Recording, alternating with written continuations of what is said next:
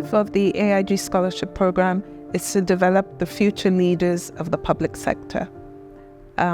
So to get into Oxford, though, you have to be smart. So obviously, you have to have high levels of intelligence. But more important than that is a passion for public service. You have to be motivated intrinsically to be the best public servant that you can be, and you have to believe that the public sector can be excellent. I applied for the AIG Scholarship Program because it fits perfectly into my career goals.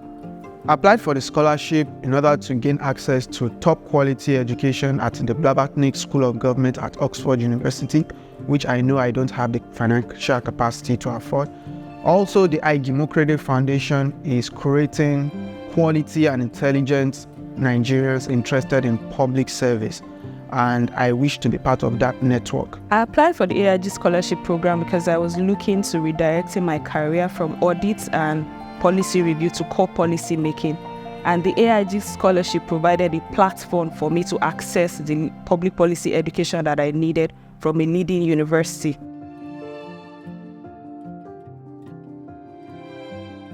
Literally thousands of years, the relevance of states, the importance of states in life have always been adjudged simply on the basis of,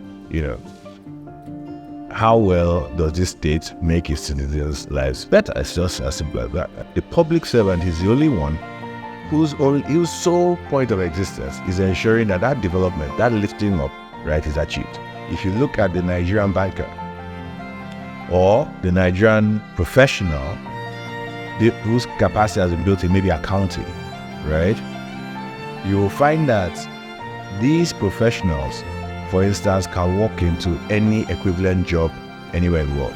Our view is that if a time comes when, look at our top 5,000 public servants, seniority, and 3,500 of them would be people that any other nation would love to have in their public service, right? Then at that point, we begin to see the impact and the transformation of Nigeria.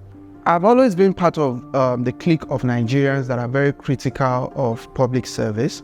But in 2019, I had the opportunity to consult for a government agency, the National Identity Management Commission, where we made some recommendations on how to make the national identity database to be more secured and also to improve the enrollment of NIMSI. And within a year of making some of those recommendations, the recommendations were implemented, and I could see a difference in the enrollment figure of NIMSI. I grew up in northern Nigeria where 65% of the people are poor. While I had the opportunity of going to secondary school and university, I know some of the girls that I started primary school with that did not end up having a further education because of the fact that their parents could not afford this education. Some of them were married out and all. So this created in me a passion for women and economic empowerment, and I started volunteering for NGOs that were interested in changing the lives and destinies of women. In 2021, I founded my own non-governmental organization for women economic empowerment and financial inclusion. And what I realized is the impact of policies cannot be overemphasized. Policies can change and shape the future of people. There were two projects that were inaugurated in my community, one road project and one water project. Unfortunately, barely 3 months after these projects were inaugurated in the community, both of them failed. And that made me go long distances in search of water. That made me navigate rough terrain to get to school and from school. That really shaped my mind. It shaped my thoughts about the public service. And ever since, I've made up my mind that once I graduate, I'll seek a career in the public service to see how to adjust some of these abnormalities. I'm passionate about women's economic empowerment. So I'm passionate about policies that aid and drive women's economic empowerment, policies on financial inclusion for women, policies on trade inclusion for women.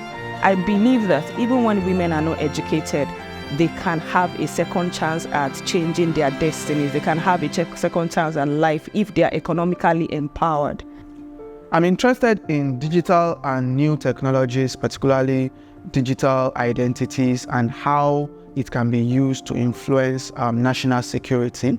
I hope to understudy this during my education at Oxford, most especially to understand what Nigeria needs to do to make sure that we have data-driven policy solutions.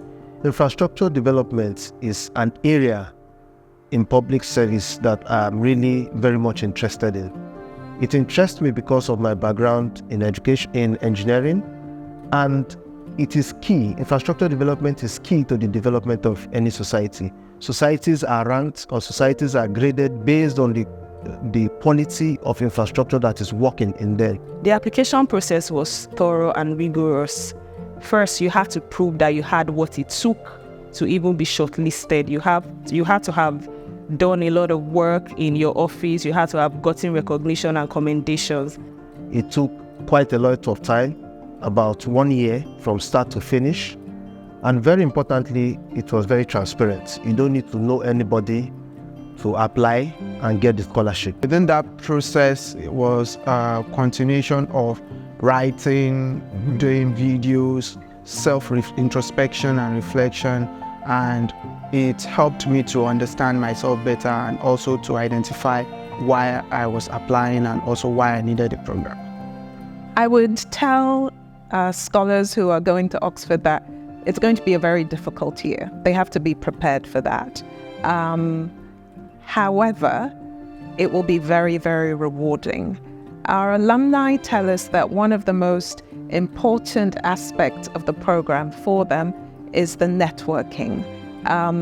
The student body of the Blavatnik School comes from a range of different countries, I think over 60 or 70 countries. And so that ability to connect with like-minded public servants from across the world is a very key aspect of the program. The AIG Scholarship is a platform for youths looking to making a difference in Nigeria.